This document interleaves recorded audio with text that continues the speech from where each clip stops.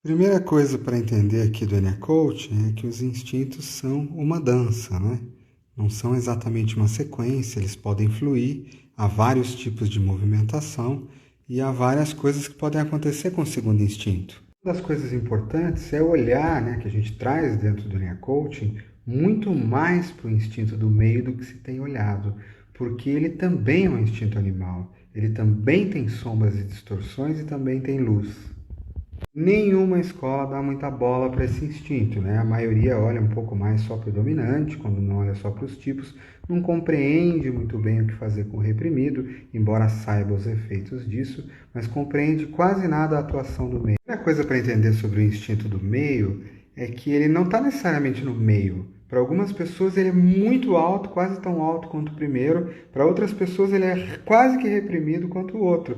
Então ele tem essa variação possível. Quando ele está mais no meio mesmo, normalmente ele é um instinto mais equilibrado que os outros, menos doido, menos compulsivo de trauma de excesso nem de falta, o que pode ajudar muitas vezes ele a trabalhar. E aí vem a abordagem mais simples e mais comum, que é de fato talvez esse instinto seja mais equilibrado, responda melhor ao ambiente, pode ser usado para a gente descansar um pouco da nossa paranoia dos instintos dominante e reprimido.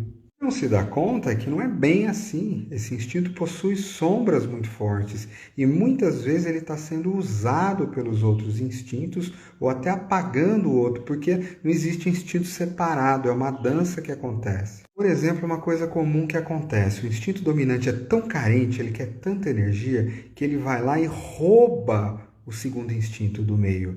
Parece que o segundo está funcionando bem, mas na verdade ele está como escravo do primeiro. Exemplo para você, eu tenho autopreservação no meio. Certa vez eu conversando com o Russ Hudson nos Estados Unidos, falando sobre como meu autopreservação, né, na comida que eu gostava de comer bem, no vinho, né, como um set, como aquilo parecia um equilíbrio de autopreservação. De repente ele me perguntou, mas você come tudo isso por conta da fome, para equilibrar o teu corpo, para a sobrevivência?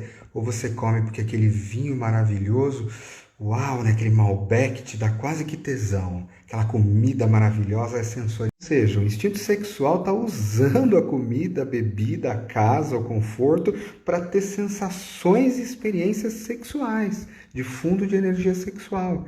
Então é uma coisa que se não se dá conta, não se percebe. Poderia citar o que acontece com os três aqui no segundo lugar, em todas as sequências. A gente viu o que acontece de fato com todos. O primeiro, frequentemente, você está vivendo uma vida inteira onde o segundo está servindo o primeiro e nem está se dando conta. Uma coisa importante que a gente mostra no NA Coaching é que cada instinto ele ainda é subdividido em 3 áreas de força e atuação. Cada um dos 3 divididos em 3. E muitas vezes a gente tem uma luz em algumas áreas, mas a gente pode ter sombra em outra. Então, eu acabei de fazer um desenho mais ou menos aqui para te mostrar. O autopreservação, eu posso subdividir ele na área da domesticidade, cuidados pessoais e finanças. Tem outra tríade.